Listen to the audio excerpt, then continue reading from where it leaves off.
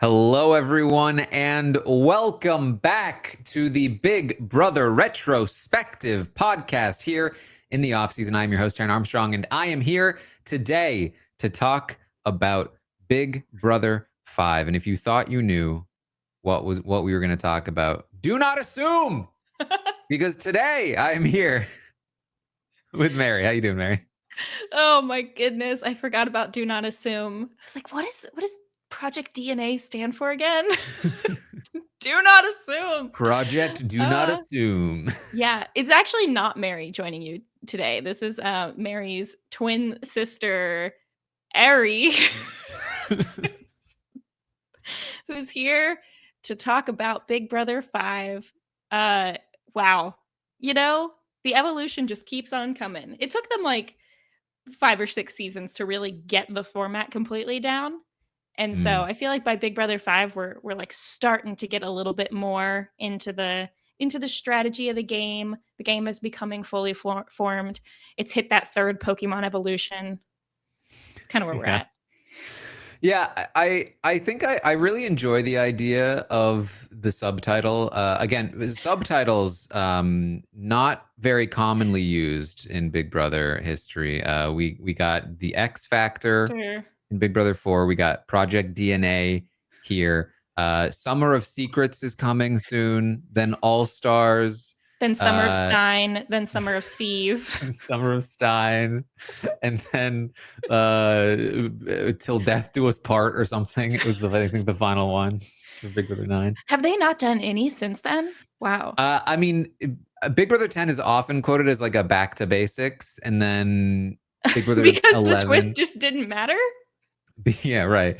But I don't think that was an official title. And then Big Brother 11, I think they touted as like clicks, but again, I don't think it was like an actual title, subtitle. So they had themes, but those weren't themed twists. Well, did the BB19 with the tree of temptation, Den of Temptation or whatever? Yeah. Was that not wasn't it like Summer of Temptation?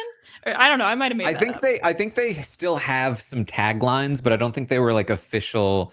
Like you wouldn't see them on the DVD cover, you know, like kind of thing. Speaking of, oh yes, we have the DVD cover for Big Brother 4. Would you like to guess who are the top 3? Who's on the Big Brother in what order? Well, it depends if they went with who I voted for. All right, so I'm putting June at number 1. Mm-hmm. Allison at number 2, and who did I vote for? See, that you know what? I said, is it who I voted for? But now I don't even remember who I voted for.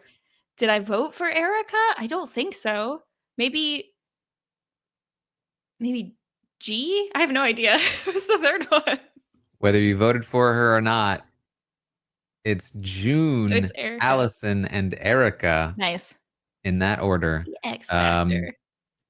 First all women poster. Yes. In fact, I think probably first all one gender poster. I'm curious to see if there are any other seasons that would have all women on the poster. Yeah. And 2 of these people we've talked to. That is true. So there you go. Big Brother 4. What a season. Cool. Yeah. I loved Big Brother 4. I think I had mentioned this back when we did the blockumentary. I up for a really long time, and I had seen the season, and I still thought, oh, if I play Big Brother, I want to play like Allison, which did not age well. I mean, it wasn't great at the time even to think that. And by the time, I mean like 2018 when I watched this. But I remember watching it being like, yeah, she played the game. She played all the people. Not that I could replicate that. Like, I don't know why I was thinking that I'd be able to, but I just thought that was such a great, entertaining season. I mean, it was. It certainly was. But we're here to talk about Big Brother 5. Big Brother 5. Again, the subtitle, Do Not Assume, which I find to be interesting because like the message there is like, do not assume that the person you're talking to isn't secretly a twin that is hiding it from you and is pretending to be their twin. Or do not assume that the person you're talking to is not secretly your long lost sibling. because quite frankly, if you assumed, you made an ass out of yourself, Oh and yeah. not me, because what a fool you are for thinking that you weren't related to that person.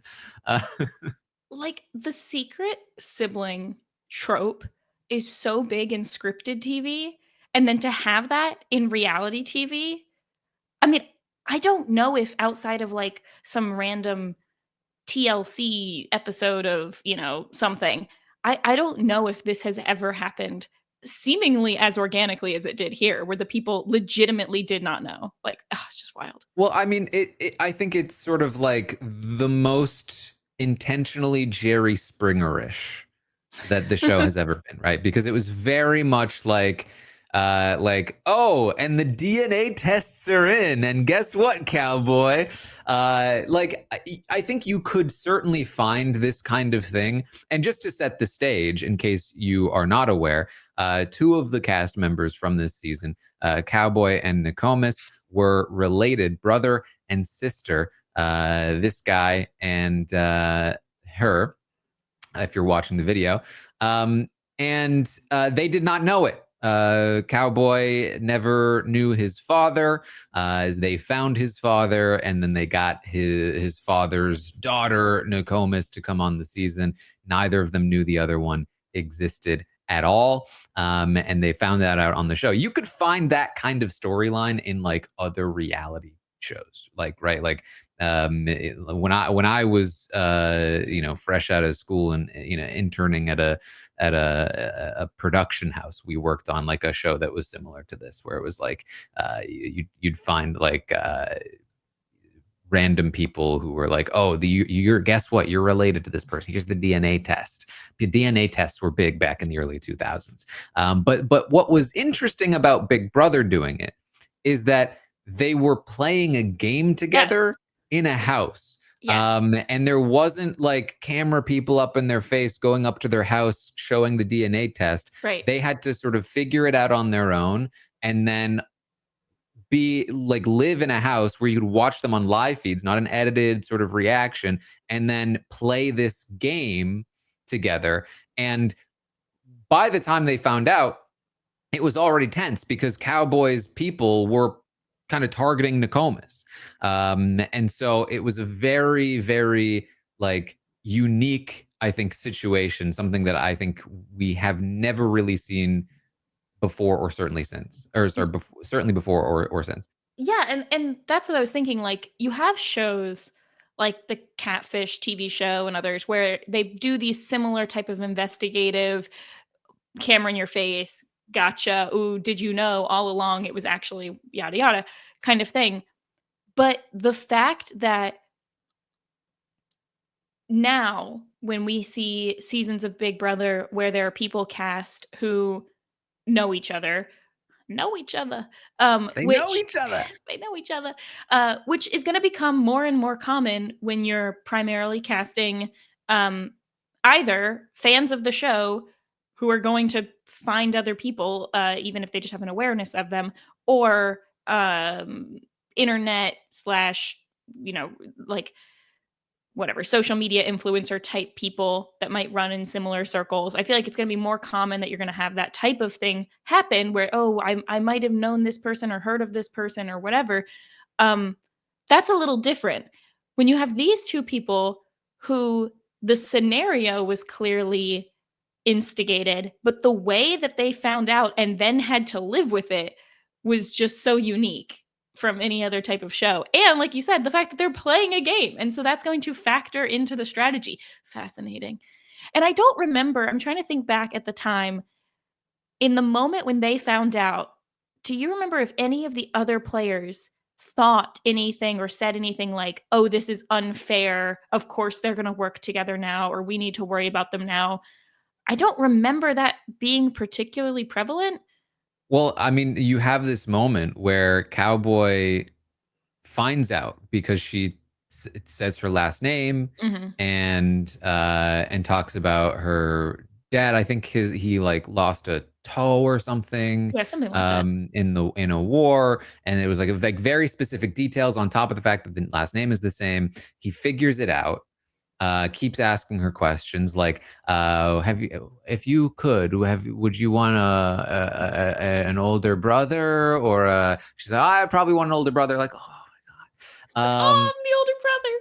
And but instead of talking to her about it, he goes to his bros in the Four Horsemen, Drew, Scott, and Jase, and tells them first, like, "Hey, I think I've got a sister. I think Nakomis is my sister." Just such a random thing to come up to these people and say.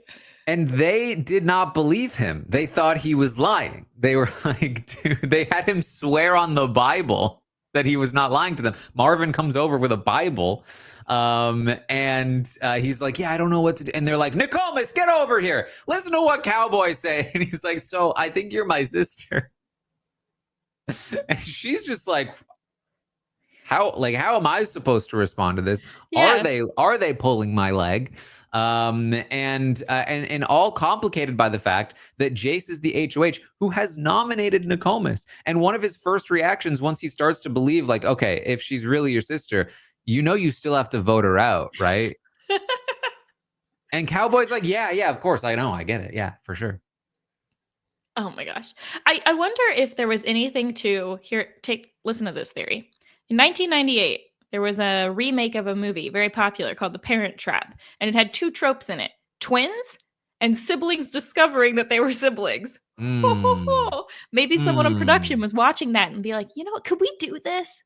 Could we trap these contestant trap? Could we do that? I feel like that'd be great. I'm Be still very amazed.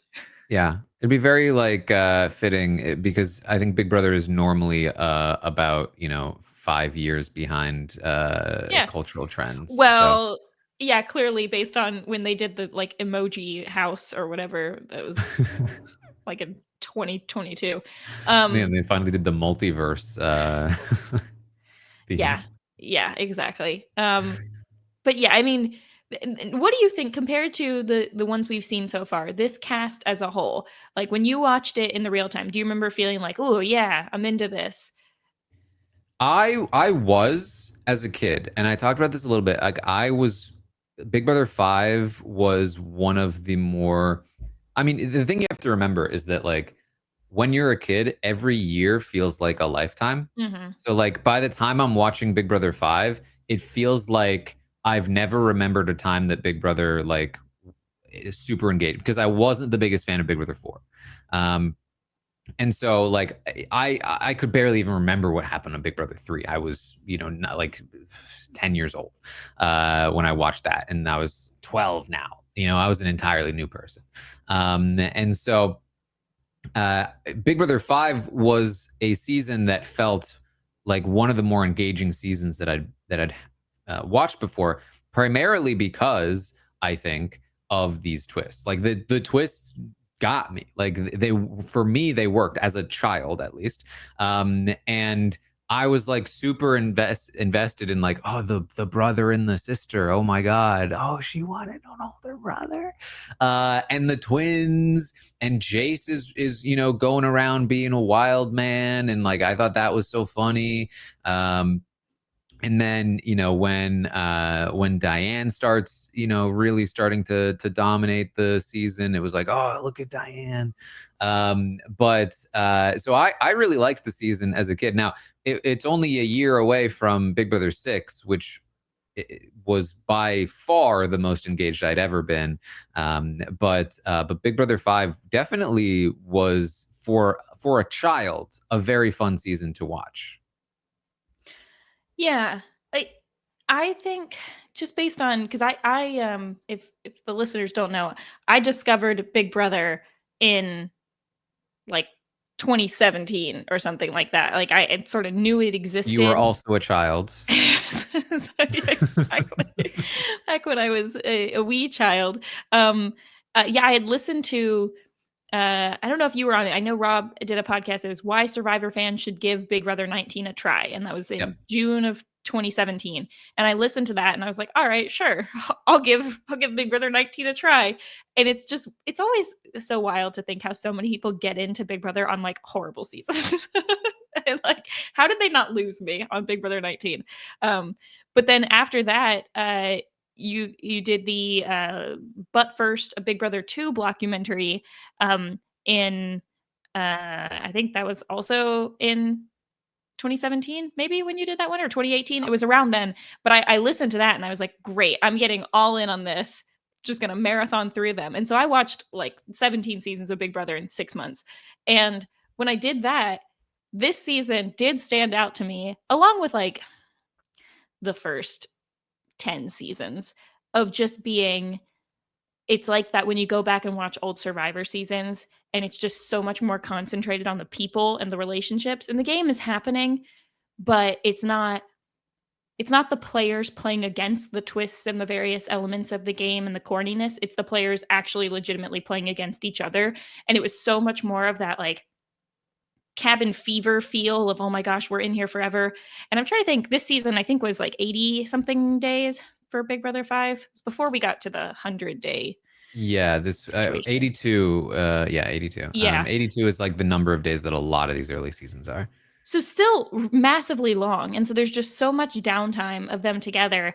And I just remember like so many moments from this season standing out. Obviously all the twists, the Drew and Diane of it all, the Jase and Holly, and then of course, probably gonna get into it, but the strategy evolution that happened in this game. Because I think at this point, so in season 4, they do the golden power veto, but is this the season where you start you start picking the people for the veto? It's not everyone playing it, right? Right. So in the previous season, in Big Brother 4, it was still everybody was competing, but you could use the veto on yourself. Right. But the problem with that is that the veto was very rarely used because the chances of somebody winning the veto who needed it were so low. Mhm. So the solution is to make it the group smaller, 6 people. Only 6 people compete. And how do you pick those people? Well, oh, here we go. Social strategy, right? Have the 2 nominees pick a person, and then the HOH picks a person as like a representative. And that also increases the chances of the veto being used because the 2 nominees are picking somebody who they assumedly think will use the veto on them. So now you have a 4 out of 6 chance of the veto being won by somebody who will use it. Veto being used is always better for TV. So theoretically, this is a great idea until they break it. And it breaks so fast, which is so funny. Instantly. So here's the thing. Obviously, the 6-finger plan comes into play. So the veto, 6 players, all chosen by the people, by the 2 nominees and the HOH. Instantly, you had a player like Mike Lubinsky, the Don, in his first and only week in the house, talks about the ways that this could be gamed theoretically. Like, hey, if you can choose, then you can like who competes, then and you choose who is doing the choosing. Like, then theoretically, you could game this whole thing. Talks about it, obviously never manages to implement it. Marvin, who is going to be much further down on this boot order list, Marvin is going to talk about this as a concept as well, but it isn't until, of course, Nakomis is able to actually implement this strategy by nominating 2 pawns in Diane and Marvin, who will not choose Jase to compete because Jase is the one that he won the previous veto the week before when Diane was HOH, and they were like, this guy's too good at too good at competitions, too good at vetoes. We need to make sure he can't compete. So we're going to choose 2 people that will not choose Jase to compete, and then guarantee that then he will not win. We can nominate him, and then we can vote him out due to our numbers advantage with the 2 leftover nominees. It's a great plan, and it works flawlessly. And they have to fix this eventually. And it takes them a little while to figure out how to fix it. But yes, a little fun little moment of game being broken.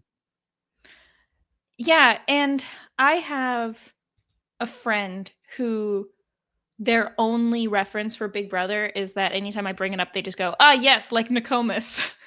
And that's the only thing they remember. It's like the people when you mention Survivor and they're like, "Oh, yes, Rupert," right? You're like, "Yep, yep, Mm, Rupert." So memorable, even from back here in 2004. Man, if there only you they could go. have lined up those years with those season numbers. All right, let's talk a little bit about the cast as we talk through the season, because the aforementioned Mike Lubinsky, the Don, um, he's basically like we talked about Jack last Mhm. week. He is the Jack for sure. He's such a dad. He wants to play this game like he's a mafia boss, like he's playing chess, and he's thinking about strategies the concept of the six finger plan, and he's also like not afraid. He's gonna go after the big dogs if that's what's necessary, and that of course gets him into some trouble here. Ultimately, I don't think Mike Lubinsky is like the worst player in the world, but just kind of gets unlucky with the way things played out that first week. Was never really going to fit into this cast either. He kind of stood out. Yeah, and this is the problem with the, like, token person of a different age compared to everyone else who I mean, is everyone else in the cast basically in their 20s or maybe early 30s? I feel like it's a It very feels young like a young student cast cast. for Yeah. sure. Let's see. Yeah. So at the time, there are four people in their 30s.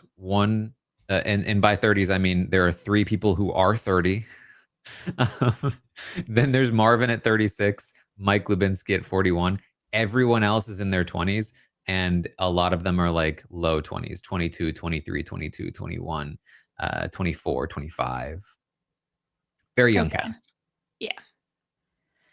Um, yeah. Yeah. It's young. It sort of almost reminds me of, like well, I was gonna say, Survivor the Amazon in terms of that range, but that was also near the same time. So, yeah. Yeah. Well, this was Mike Lubinsky goes out on Jase's HOH. And Jase establishes himself as like a competition guy, right? Mhm. Right away, wins the first HOH. Scott wins that veto. They form the Four Horsemen, which is like the first real iteration of like the Bro Alliance. And so they control that entire week. Mike is the one that's standing up to them. They get Mike out of the house. Marvin wins the next HOH. He is loosely attached to this Bro Alliance, not an official Four Horsemen, but associated with them, has his own sort of alliance with them.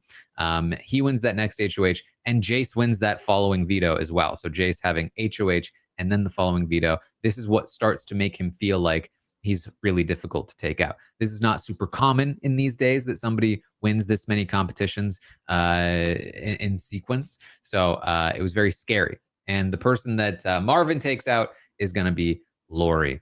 Lori, I think probably the most forgotten member of this cast. Yeah, when her picture came up before, not gonna lie, I was like, "Hold on, who is that? Is that someone from a different season?" Yeah, I mean, it's the classic thing of you remember the first evicted person more than the second a lot of times. Yeah. Yeah, and Lori also was like a just kind of she had won what, like $10,000 or something. Yeah, I don't remember the exact number. 'cause I'm trying to Yeah, remember, was this the season $10,000. where they do the hands on the car thing, or is that a different one? So this was she found like a specific ball, I think, in the food competition.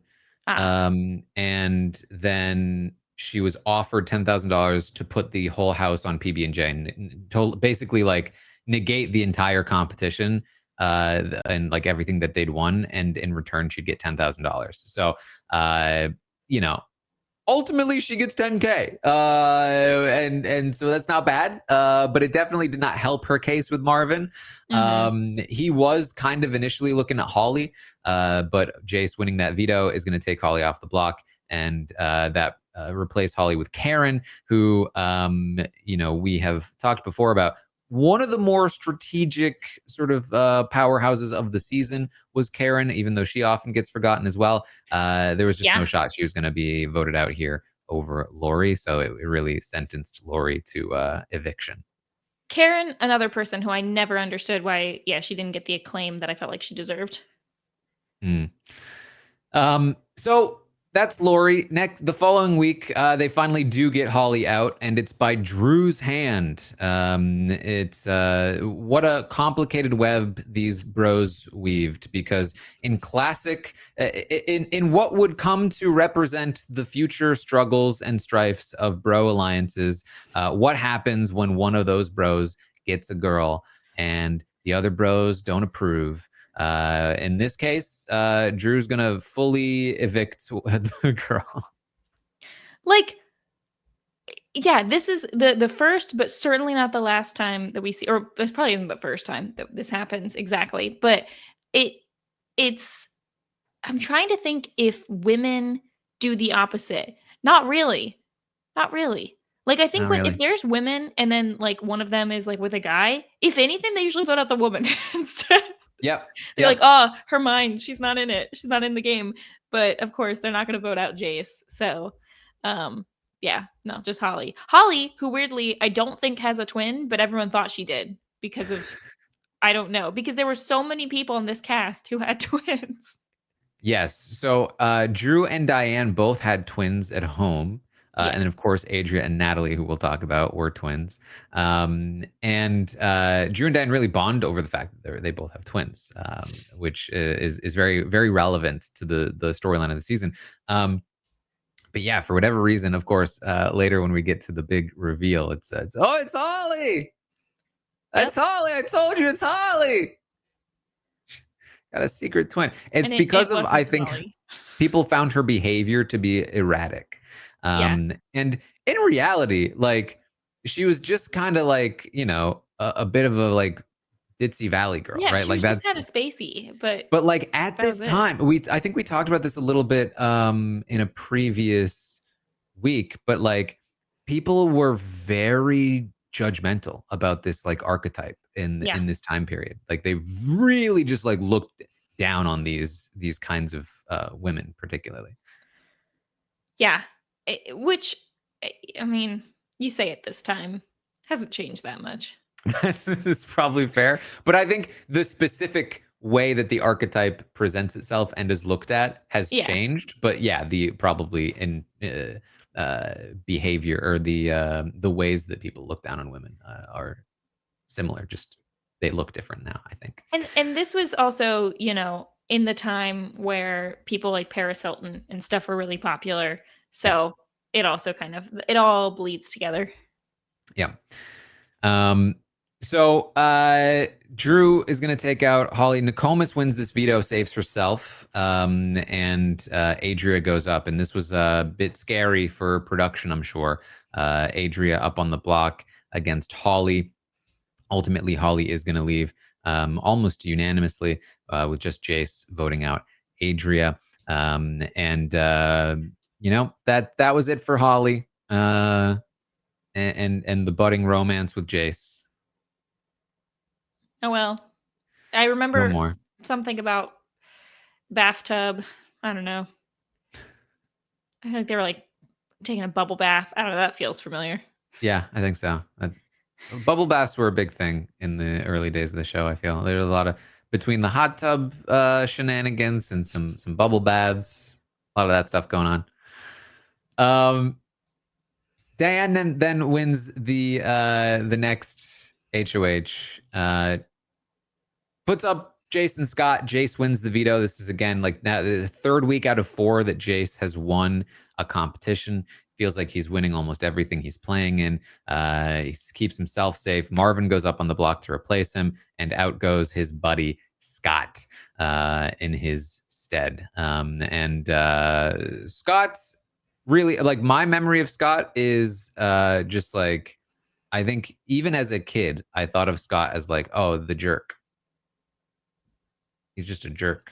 Just mean. Yeah, I think I don't really know this archetype.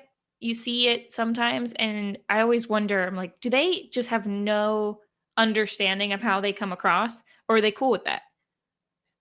This is how they Yeah. want to come across.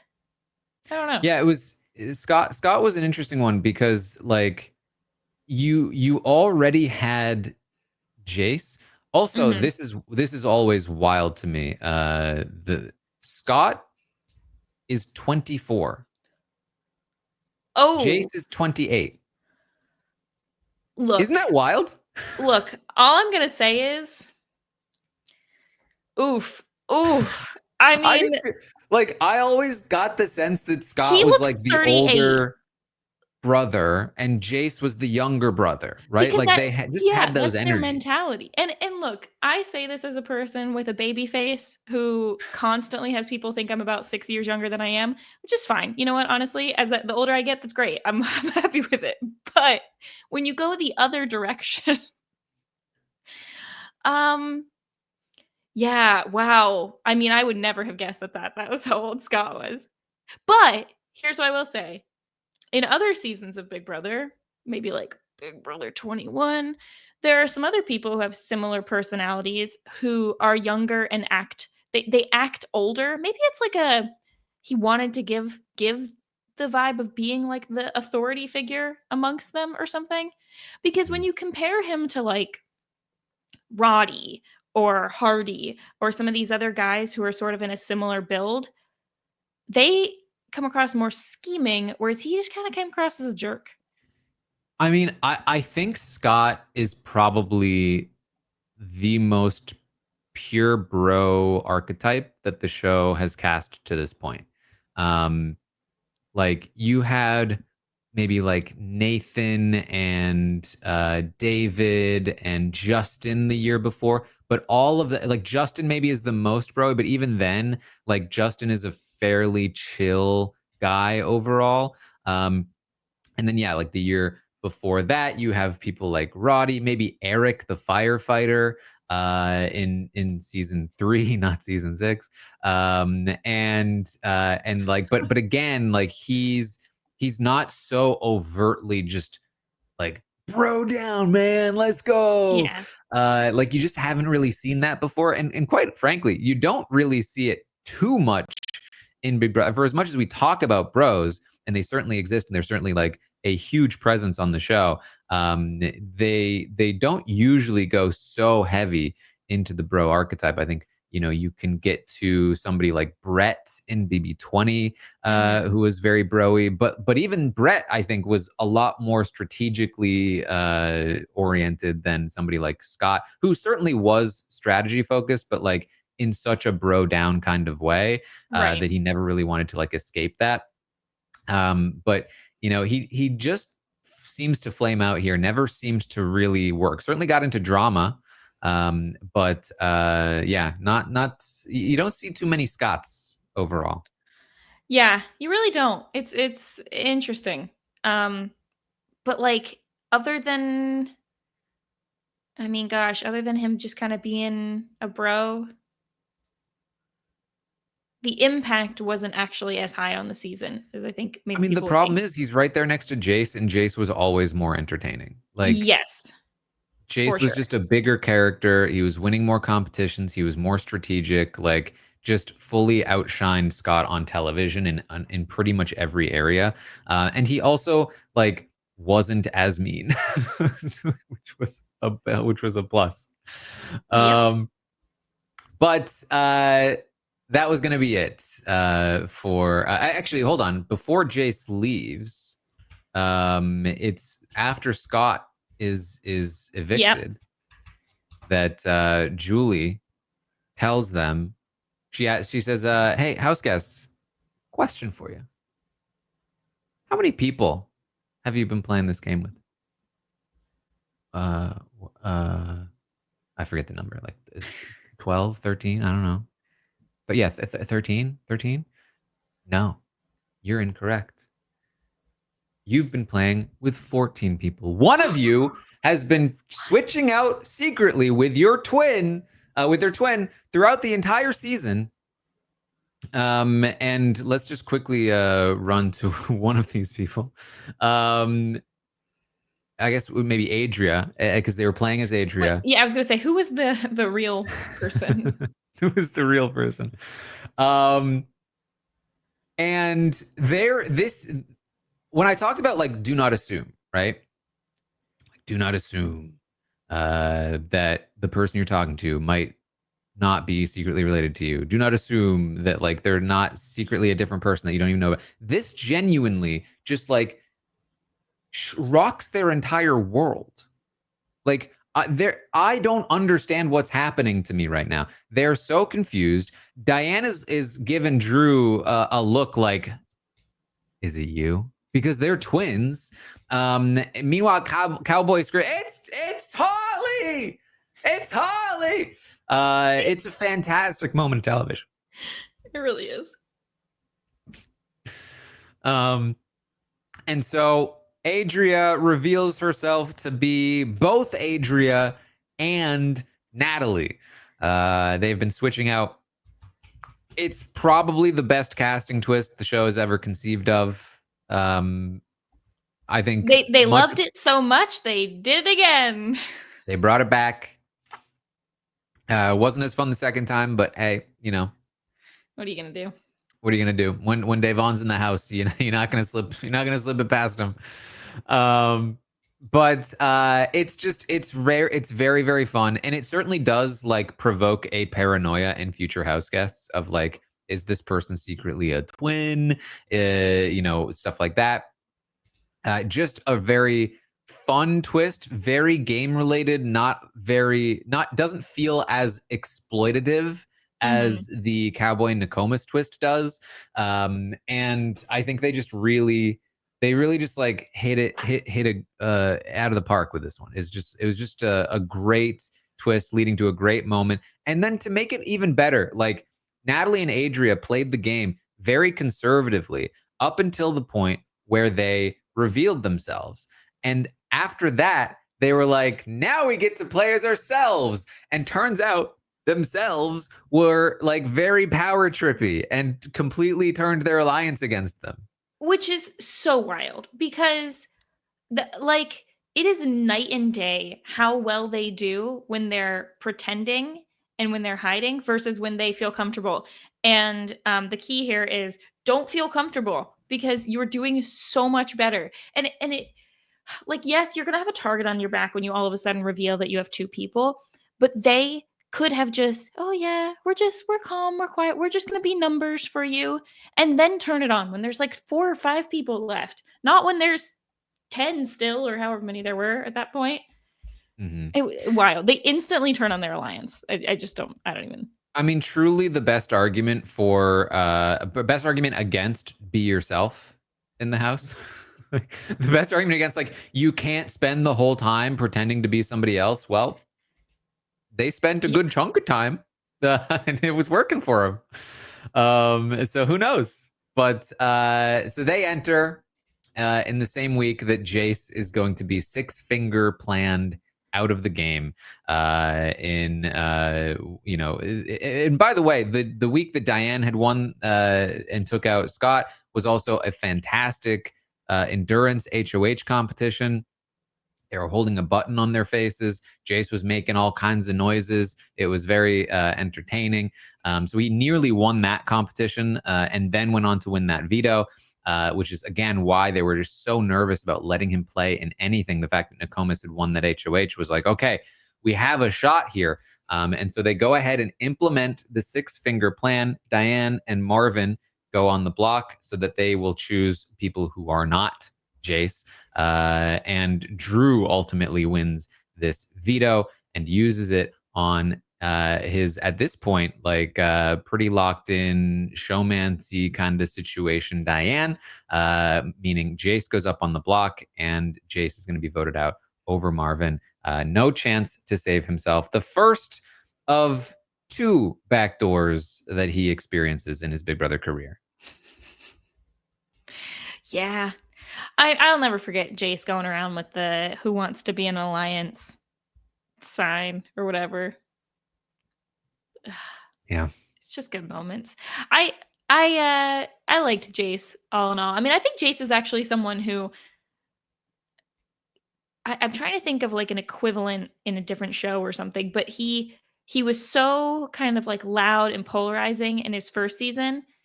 And then I'm sure you'll talk about it in a couple weeks, but when he comes back for All Stars, it's almost like, oh shoot, there were so many other big characters at this point that Jase almost like falls into the background a little bit, just in the face of so many other big characters. Yeah, I mean, personality-wise, Jace is probably the closest the show comes to Dr. Will in a long time. And just the way that they conduct themselves and the way that they both understand that they're on a TV show and are Yeah. constantly trying to entertain. I think that like ultimately one of the differences is that like Jase is just like at 100 at all times. It's Hmm. even in the game where Will is a lot more capable of being like, I'm going to throw this, I'm going to throw this, and seem like not as much of a threat. But personality wise, they do actually line up a bit, and he certainly made for a very, very entertaining character. One of the stars of the season, perhaps somebody that appears on the cover of the poster. I don't know. I don't know. I mean, he's one of he's one of 3 people that get asked back for All Stars. So, Yeah. does that mean he appears on the poster? I don't know. That's up to the audience to decide when they go to BB Retrospect, robbinswebsite.com/BB Retrospective, and they fill out the survey. Yeah. All right. Are you also filling out those surveys? I'm not myself, no. But I am on the podcast discussing these people. So, fair enough. next out was Will. After Adria wins the following HOH, she turns on Alliance member Will, and also winning the veto competition that week.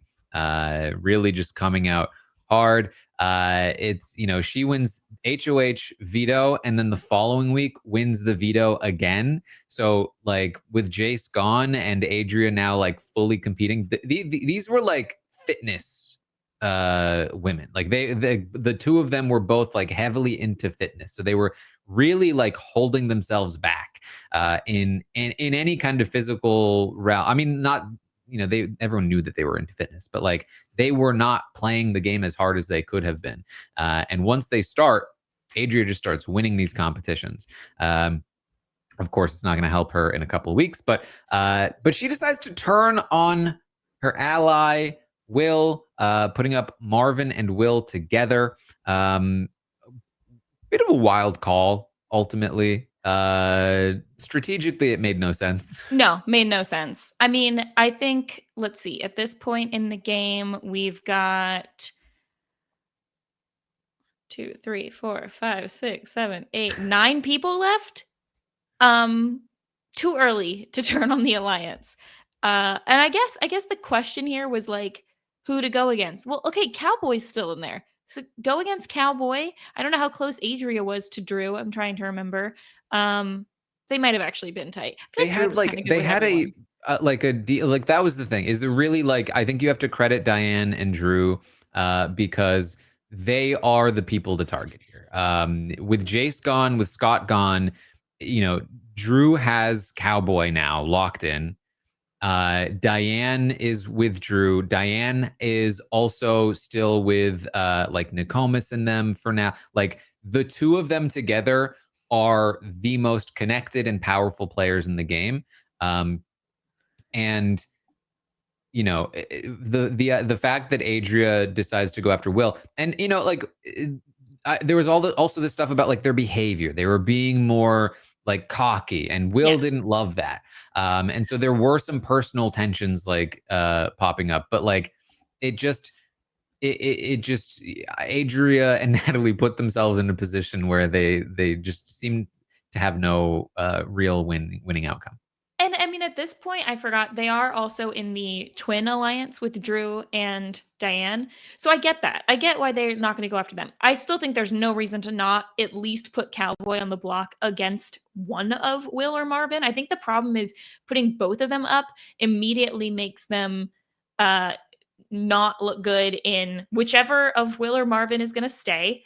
also Karen, also Nakomis are all not with Natalie and Adria here, as well as the fact that Drew and Diane have other options, and so they don't like if stocks are falling, not gonna hold on to that share. Mm-hmm. Yep. Will, I think, was like, I always really liked Will. When I watched when I was a kid and I watched the season, he's always somebody that like I feel drawn to when I watch the seasons. He just feels like a voice of reason a lot of the time.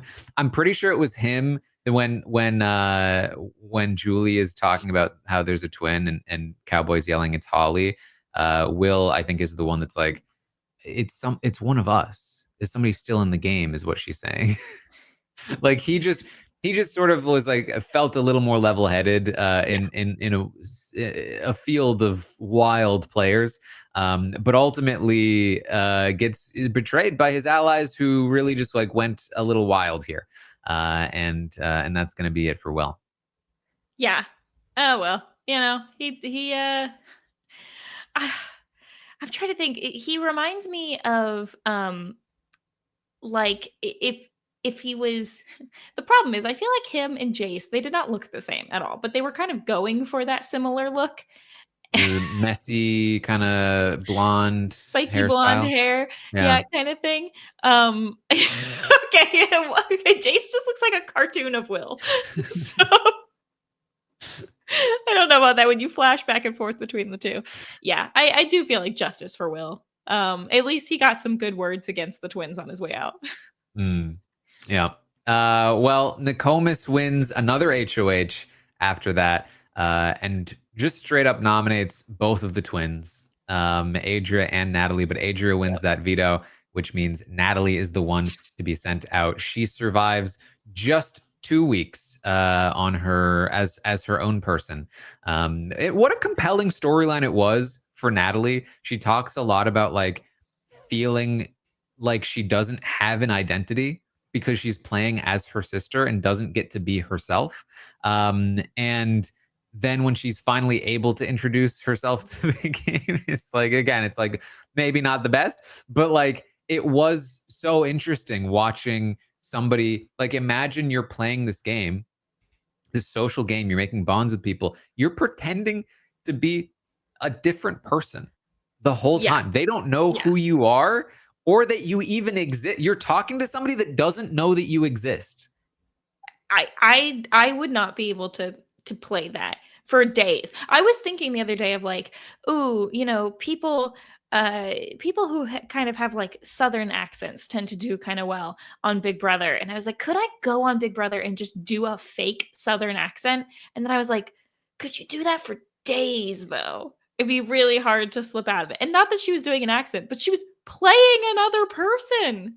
And I think that's why they were doing so well because they were just being quiet and not saying much. And like the worst thing against them was like, oh, I don't feel like I got to know them that well. Yeah. I mean, Well, people have a hard time having a different job and lying about their job. Yeah. Her sister follows her out the door. Marvin wins the HOH. Karen wins that veto, and they send out Adria over Cowboy.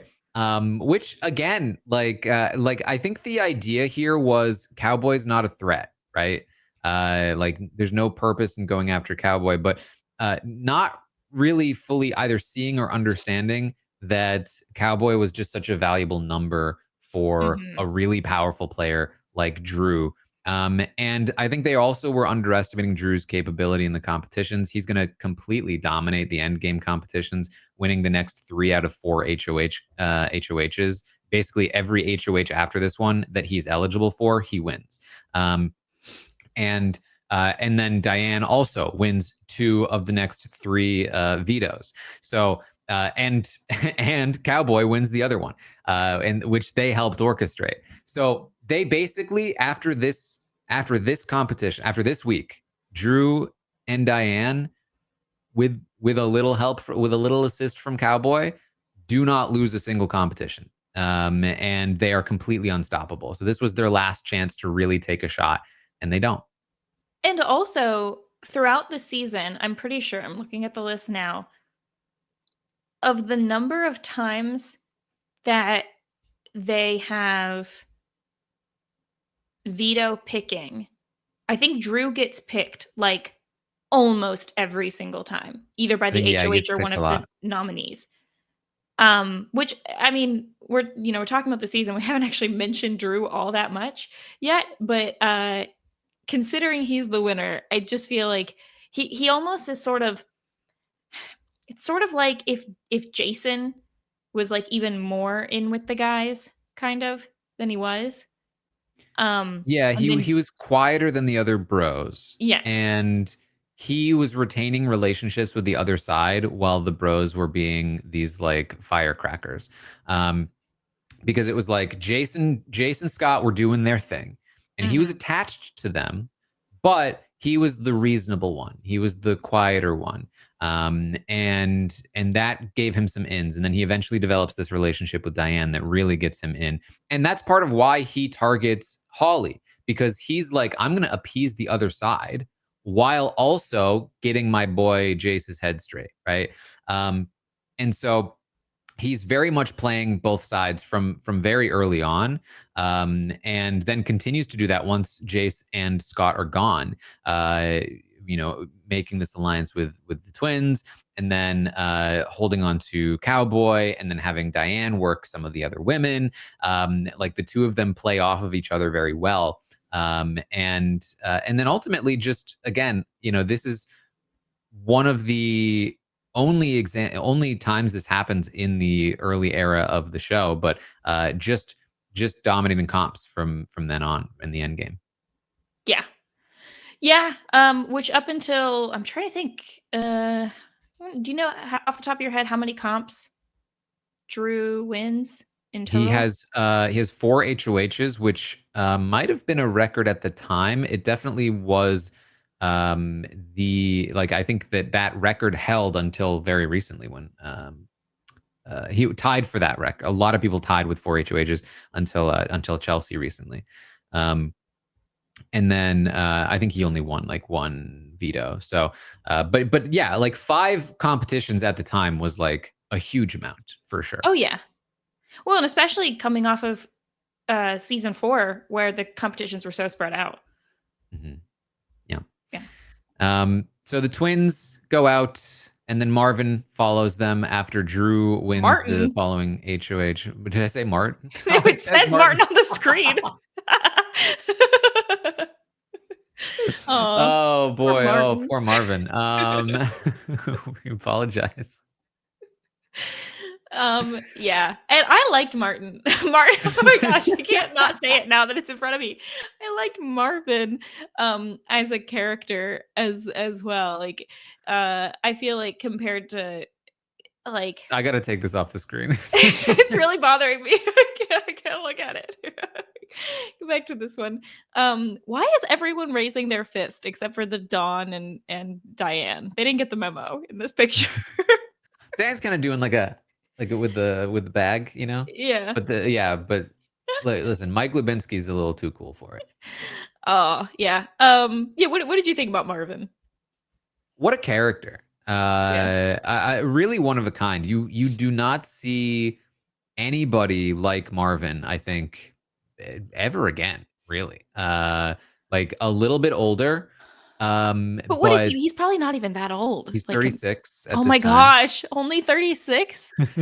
I mean, he's younger than Scott looks. um really just like such a funny guy. Things do get a bit weird with him and Diane. A little bit. But like just like a true wild card in the season. Where like just at any point he could do anything.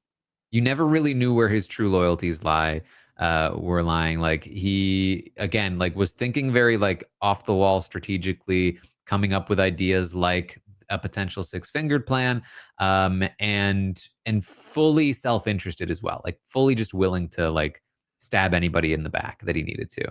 Just a really fun character, I would say. Yeah. Yeah. I'm always surprised when I go back and look at this list of his placement, because while I really liked him, I did not realize that he got as far as he did. Like, to me, this feels more like, let's see, 1, 2, 3, 4, 5, 6. So Six. six. Yeah. In my mind, he goes out like closer to where Jase does for whatever Mhm. reason. And I always go back, I'm like, oh no, we get Marvin for a lot longer than that. Yeah. And I just feel like there's so much of him just like lounging out in the backyard, having a conversation with one person, kind of trash talking people. It's just so interesting. So fun. Mhm. Good part of the season. Yep. All right. Well, the next person out is going to be Karen. Justice for Um, Karen. Karen was another the one who I completely opposite from Allison, but I also watched this and I was like, oh, I want to play like Karen.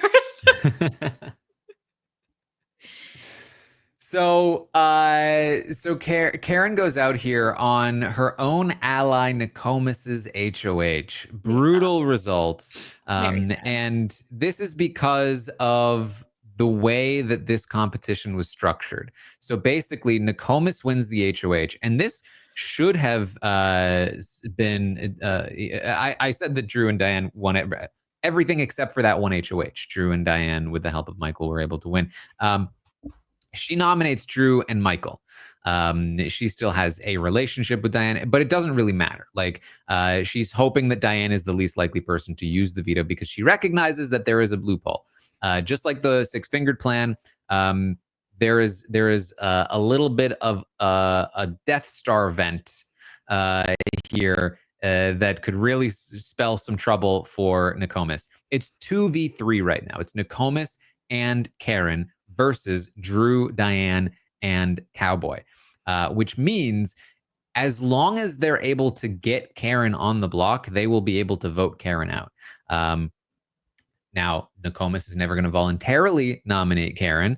So the only way to get Karen on the block is if the person not on the block, aka in this situation, Diane, wins the veto and uses it and forces, because there's no other options left, Nakomis to nominate Karen, which is exactly what happens. In the veto competition, Drew and Cowboy were able to help Diane win this competition, intentionally aiding her so that she would win, so that they could force Karen on the block. If this doesn't happen, the entire season may play out differently, but ultimately, really just screws both Karen and Nakomis over. Karen, who had been in such a great spot for such a long time, had really played a good social game and had strategically been in a good position. Nakomis, who had played very well from the bottom to have gotten this far and had a great chance to win this game.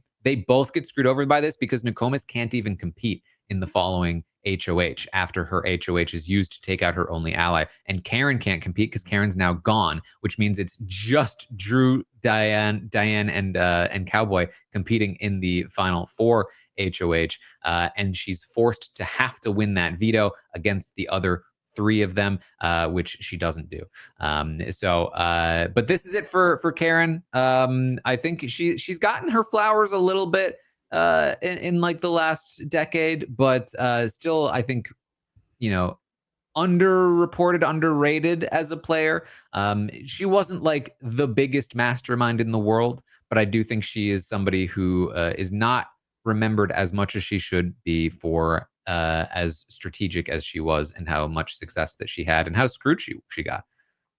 And it was always interesting that up until basically the point where she goes out, there's not a ton of conversation about needing to get her out.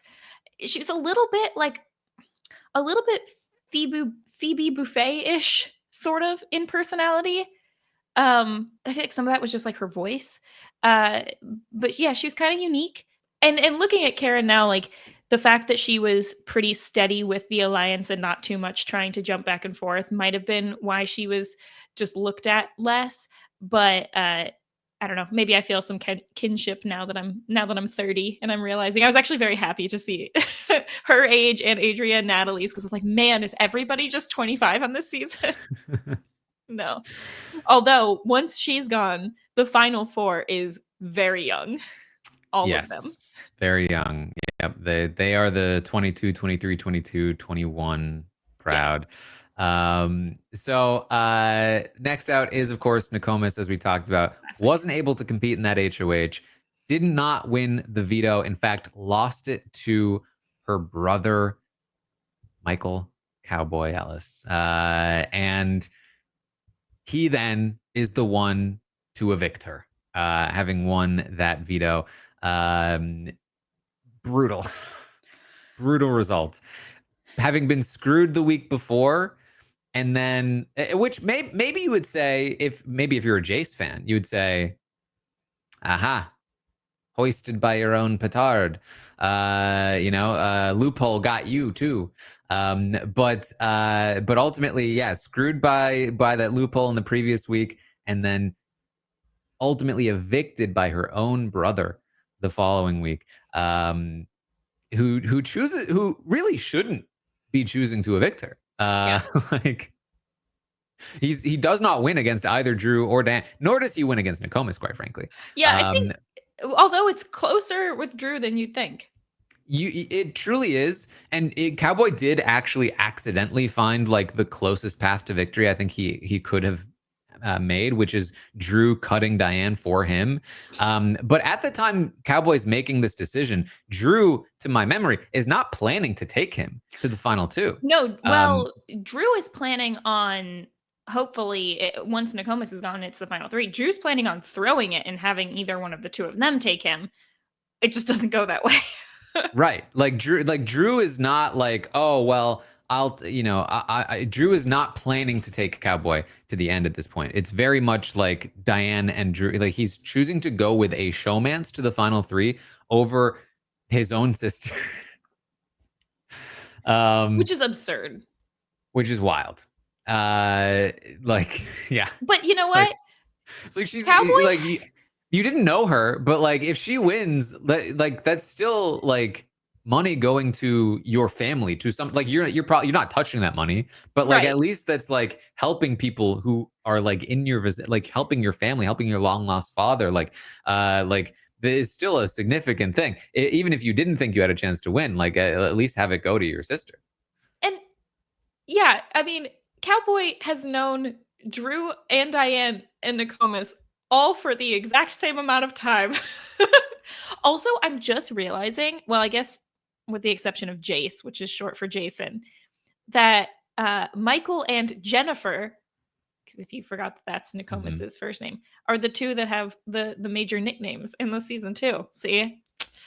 They should have known. Although I don't know if Cowboy, did they come up with that in show? Or was that like, did he come in with that nickname? I feel like they just gave him that nickname when he was wearing a cowboy hat. Well, Whereas that's a I'm good pretty question, sure, because there were two mics. So yeah, but because they Mike both Mike went by. Lewinsky. Although I noticed the Wikipedia page does not say Mike the Don Lewinsky. That's a failure of the wiki page, quite It frankly. really is. But whereas Nakomis came in and was like, "Yeah, my name's Jennifer. I go by Nakomis. Like, please call me that." I have to assume he did not go by Cowboy I don't regularly. think so. He was not a cowboy. No. And He was from Oklahoma. he I was wonder from if Oklahoma. Sasha was standing him from being from Oklahoma. It's just like, if you are from Oklahoma, you might be considered a cowboy by people who aren't from Oklahoma. Mhm. All right, right? Like, if you are, Jase, I guess Jase is from Illinois. Yeah, But if you're like, Nakomis is from Texas. She should have been like cowgirl. right. It's just like, if you're not an actual cowboy in any real sense, then I feel like you probably is not your nickname, but who knows? Anyway, Nakomis is out here. Smart player. Again, very, very fun game to watch, being nominated in the first week and making it really far. One of the more successful players to ever have come back from that position. But ultimately does not make it all the way to the end here. Dyed her hair in the house. I remember that. Yep. Big moment. So they don't often let you do that. But I think A lot of hair stuff. I think because I think she might have even talked about this, like because she had such a like unique look in the first place, they were more she was more able to convince them to let her change her look because it was like I'm already Right. different, you know? Um I feel like we don't so get hair stuff as much anymore. Like even in season 4, like G got his whole haircut thing. it's they don't like you changing your hair too much. So No. unless they can turn it into a storyline because then you just look different. And I guess they think that's bad. Yeah. Oh well. Next out, of course, was Diane. Uh, Diane. Diane, who went to the end with her showmance Drew, and then was cut by said showmance in a scene that would eventually echo through Big Brother Canada 2, uh, where Drew essentially, sort of at the last minute, is going to go, I don't think I beat Diane. And I don't think Diane exactly helped her case in that regard. I think she was a little bit too outwardly like, yeah, I think I'm going to win this. Did Drew and Diane actually date after the show? See, this is what I care about. That's a good question. I feel like they didn't. I They want might to have look it up. briefly. I'm not sure. Yeah. See, you know This what? is And not this was something at I the followed at the time time. when, if you go back and watch Big Brother 6, they probably mention it because they would do that. They would be like, remember last season, Big Brother keeping up. couples still together. See where they are now. Well, they're definitely not However, still Diane together. appeared on the early show after her elimination and said she forgave Drew and that they were still dating. However, in 2006, Diane revealed that she and Drew were just friends. So they Oh. apparently did date briefly for at some period of time. But by Well, 2006, which was 2 years later, they were not dating anymore. oh well. What are you gonna do? You know, and it just starts the long history of Big Brother couples who got together and then did not stay together for long. One of this is actually probably because you can't really count Big Brother Canada 2 because they weren't actually dating at the time. Um, Probably the only example of a showmance. No, you know what? Big Brother Canada 9. But that was more of a throuple than a showmance, a true showmance. Um, Well, you had Big Brother Canada 6 where there was a lot of talk of cutting the showmance. It didn't yeah, actually but happen. they always talk about it, but they never Yeah. actually do it unless you're Drew. Yeah. Oh well. Now I'm just scrolling through other Big Brother couples that you remember Austin and Liz? Wow. Okay. Speaking of twins, Yeah. Okay. Interesting. I did love in Big Brother 5 when they would do a lot of the interviews with the family back home Mm, and then you'd have like Diane's twin and Drew's twin talking about them and stuff. That was always fun. yeah. Diane, one of the stars of the season, strategically, definitely a powerhouse of the season. Again, I would say like Drew and Diane were. Uh, this season is definitely a precursor for the modern era, in a way that most other seasons in this time period were not. We wouldn't get another sort of like glimpse of this until probably Big Brother 12. But you had a showmance coming together from different sides of the house, which was particularly beneficial to them. Then dominating competitions and just like being not like the most conniving strategic players, but just very dominant strategic players. They both had good social relationships. They both won a lot of things, and they just kind of didn't leave a lot of room for anybody else to be able to maneuver that season. And Diane gets a lot of credit for that, as she should, but ultimately falls short of the win. And then, of course, when coming back for All Stars, did not manage to make it very far. What do you think the vote would have been between Diane and Drew? Either if Um, she had won or if he had won, that's a good question. and taken the other. I would assume you go Will is for Diane, I think the twins go Diane. Marvin maybe goes Drew, but he had a weird thing with Diane, so who knows? I think Karen goes Diane. I think Nakomis probably goes Wow, Diane. I think Diane then wins. Yeah, that's awesome. maybe Oh the wow. twins go a different way because who knows? But like, I think she probably wins I think that regardless. one's I think it's close-ish too. If the But twins go for Drew, but the thing is that the twins went for Cowboy over Drew, so like, which is it's so interesting because Drew, I feel like when I was thinking back on this, I was like, oh yeah, Drew's plan was to throw the final 3 HOH and have either Cowboy or Diane take him. And I don't think that's actually his best play because I think oh if no. Diane takes him, she wins. So yeah. Yeah, and like I said, I think that she kind of like lets that slip to him. That she felt pretty good about beating him in the end, and I think that kind of got his wheels turning, which is very Drew. Like strategically, like Yeah. he was never the most active player, but he always responded pretty well to things. Just like didn't really make a lot of active mistakes. And was just a very solid. We talked about him in like the very old now winner rankings podcast. He's that archetype of a solid player, just solid socially, solid strategically, solid competitively. Just you leave him alone for too long, and there's a good chance he's just gonna walk into a win. And that's kind of what happens.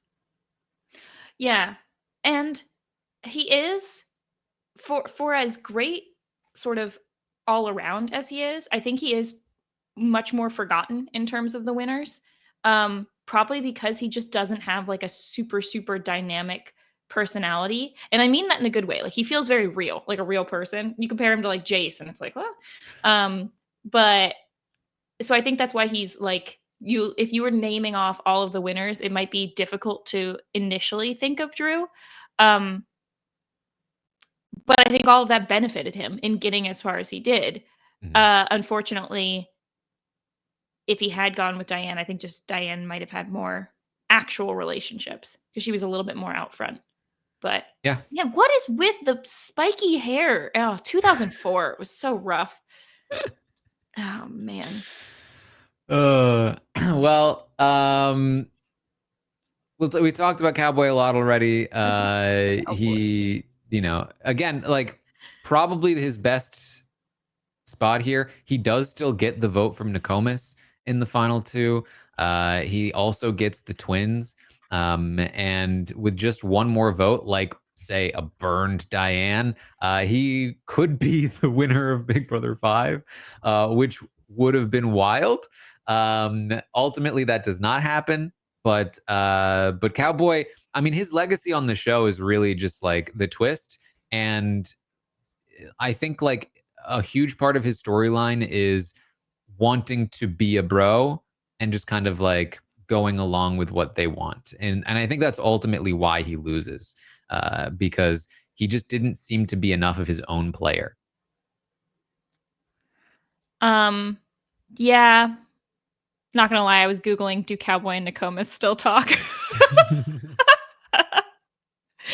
My um guess would be not there's a regularly. picture of them in 2019 together. So I'm that's sure they're friendly and cordial. yeah, I but doubt I they have feel like a like close relationship. yeah, it was just so weird. But I mean, I guess, and because They're very different people. they're very different. They live further apart, and it'd be weird just because it's almost like yes, they're siblings, but it's almost like if you met someone and they're like, "Oh, this is your second cousin," and you'd be like, "Oh, you didn't know you were my second cousin? Okay, cool. I mean, I'll see you at the family reunion." you could grow up with a sibling you don't like click Fair, with super also well, fair. and like like Yeah. But it seems like yeah, unclear about uh unclear post 2019, but yeah. Um they apparently did not like never talk again. So there's that. Interesting. Cowboy was such an interesting player. I really don't understand how I guess it's sort of that kind of thing where you have when you have an alliance and then they're like, oh, we gotta get out Scott, gotta get out Jase, gotta get out Holly. And then you kind of get down to Cowboy and you're like, yeah, we'll just let him stay. Who cares? And then the infighting took place. And I think what's interesting about both Cowboy and Nakomis is that like they were both cast for a very specific reason. Mm-hmm. And because of that, you can kind of, you know, maybe assume, even though we shouldn't. But you can maybe take a guess that these are two people that might not have been cast otherwise. Like whether they were applying like Cowboy, or certainly, you know, I don't think they were ever going to find Nakomis to recruit her without without this particular reason. And so these are people that are outside of the kinds of people that you normally see on the show, that were cast for the specific reason. And I do think they are two of the more unique people to ever play, in some good ways and in some bad ways. And so, you know, that is, I think, an interesting legacy to leave as well. And I think I've mentioned before that there are certain people, and I could believe Cowboy is one of them, who get cast purely based on like their look. It's almost like you see a picture of them, you see their name. Well, if he went by Cowboy, and you're like, ah, yes, we're going to cast him because there's probably something there. You hear his voice, you're like, ah, yes. We don't really care about how he's actually going to play the game or what his actual skills on this are. No. We're just going to cast you based on 100% archetype. Even though he's pretty unique, it's just sort of, it's almost like he's like that belt buckle. He's wearing a costume of a guy who wants to be a cowboy. Has he ever ridden a horse? Who would know? All right. Well, we've already talked a lot about Drew. I mean, that's kind of the season. I mean, the season ends. The highest rated episode of the season is the finale, where Drew is gonna cut Diane and take home the win. And you know, that is not always the case on seasons that the finale has the most viewers, but that was the case for season 5, because it's a very, I mean, it's kind of, I think, everything that the show has wanted for a long time, which is just like somebody making a brutal betrayal and then being rewarded for it. And it's not brutal in the same way that Allison was with Nathan.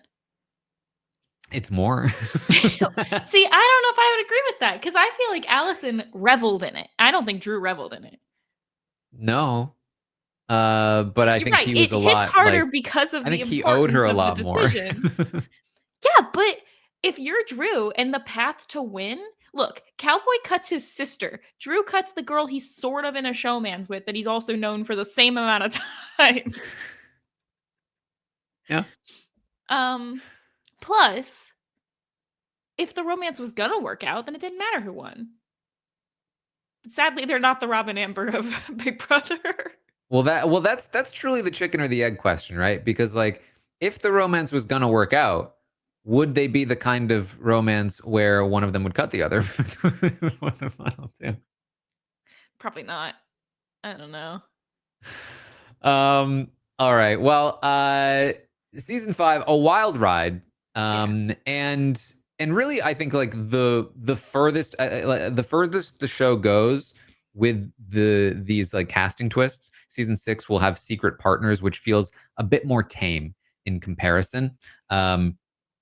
Even though they are still doing these casting twists in general. And I would say arguably the most successful of these twists. So it's a little strange that they did decide ultimately to ramp it down a little bit. But this is not like unheard of. In other international versions, they had similar styles of twists. It's just that with the strategic game on top of it, it was something very unique to Big Brother that they were able to do. Not only showing live feeds of what was happening, but also the fact that they're playing a game and that all of it exists within the context of the game made it so much more interesting and so much more compelling. And so season 5 definitely leaves a lot of, leaves a lot with its legacy. But I think ultimately the one thing you have to remember is do not assume. I wonder, I can't remember if at any point did Julie say, you know what happens when you assume? I doubt it. So that would have been good. If she had like a Marcellus moment like that, would have been good. Who are our top 3? Who's on the poster? See, this one I think we're getting a little bit more tricky because I feel like Nakomis is there. But I feel like there are a lot of contenders. I feel like Nakomis is there. I think it's wild, but true that I think Jase could get a lot of votes considering Jase was out so early. I just think that he's so memorable. I think you could put the twins or one of the twins, but they're not actually. I don't know, it's hard. It's the twist. And then do you put Cowboy? Do you put Diane? I think this is the first time where I think it's actually hard to put the winner. There's I mean, there's a lot of options, right? You have, I mean, All Stars picked Diane, Nakomis, and Jase. Is that what the audience will pick for the poster? I don't know. You do have the winner, Drew. And Lisa was not on the poster for season 3, so which I think is funny because Lisa is the other example that I usually use as like the archetype for just like solid overall player, but doesn't really stand out in any one category. And so you have those options, but you do also have Cowboy, who was an option for coming back a couple of times, never did. But was he definitely on the Click season potential. Yep. He was him, Brian Hart, Jessica, and Jesse. Right. So what might have been. But you also have players like Cowboy, as I mentioned, who is a big part of the season. You have the winner, Drew. You have Jase, I already mentioned Jase is one of the All-Stars. But you also, as you said, the twins. You could have one of the twins in there potentially, and then of course, Mike the Don Lubinsky is obviously a top choice. But you also have Marvin. Like Marvin, I think would be a great choice to put on the poster. You do genuinely have a lot of good options, I think. All right, here's what I want. I mean, first off, you could do. And what about Karen? Well, okay. See, that's the thing. I love Karen, but I don't think anyone's going to put her on the poster. But I would. What a statement it would make. Karen, underrated. I think here's my vote. I think that you need to do potentially another winner ranking podcast because there's been so many more seasons since you last did it. But I also feel like first boots. I want to know first boot rankings and how far does the Don go? Listen, the Don is a top first boot. He's gonna crush all of your faves. He's gonna crush Justin. Does Justin count as a first boot? I don't know. Maybe. Which Justin? It's from season 2. Is that his name? Was it Justin? Oh, Justin Civic. I would not count Justin. I would count Cheryl. Cheryl. I was gonna say Tanya. Who's Tanya? This is season 3. Okay. Yeah. I don't know. So I voted, and I will say that my vote was for Nakomis, Jase, and Cowboy, just because they were so memorable to me. Like if I had to name all the people from the cast, but I would easily swap any one of them for Diane, pretty easily. I think Drew's a stretch. I think Drew is 4th or 5th pick. I do. I gotta say, I feel like Drew is not, with so many options. I feel like Drew is hard to justify. Yeah, and that's sad because it's not like I'm saying that Cowboy played a better game. I just think his name and face is more memorable. Yeah, I don't know. And do you think the twins would split votes? Like, should we be saying if you're gonna vote for a twin? I think if you're gonna vote for a twin, you have to vote for Adria, even though like we could go back and look at the tapes and find out that Natalie actually did all the interesting things. But Adria was the name, the one twin for so long. Yeah. So that's my stance here. If you're gonna vote for one, vote for Adria. All right. Well, anything else about season 5? No, it's a good time. I think I would love to think about like what the eras of Big Brother are. When does it change from whatever this era is? And I think we're close. I think we're close to entering a new era. Obviously, next season there's going to be a new house. This is the last time in the OG Big Brother house. But I think after season, you could either break it after season 5, 6, or 7, and then I feel like it feels very different after that for a while. So The old days. This is making me want to go back and rewatch. Maybe sometime. All right. Well, that is it then for season 5 of Big Brother. Next week, we'll be back to talk about season 6 of the show. That was the big one for me as a kid that, that really drew me in. That was, I think, by far the most engaged the audience had ever been. And there's a lot there in season 6 to talk about. So good stay luck tuned. picking the cover of the DVD for season 6. That one's going to be hard. Yeah. All right. Well, stay tuned for that. In the meantime, you can find me over on Twitch. Check out, what I'm doing over there, hanging out, playing games, talking about Big Brother sometimes. And we got some other stuff going on as well over at We Know Scripted TV, which is our scripted side of the podcast here at RHAP. We have a YouTube channel over there. We have a feed for it in your podcast apps. I have a podcast called The Tastemakers, where we talk about all the new latest stuff and news and things. Like what's worth checking out. What do you need to know? Check out The Tastemakers to find out. And that's pretty much it. Mary, what do you got going on? You can follow me everywhere at Frail Mary. If you're local to where I am, come see me in a play at the end of the month. Otherwise, we've got coming up pretty soon, right around the corner, around Valentine's-ish, we've got another season coming out of Love is Blind. So that'll be over on the Love at First Sight feed with myself and Asia and Jason. So definitely check that out. Good times over there.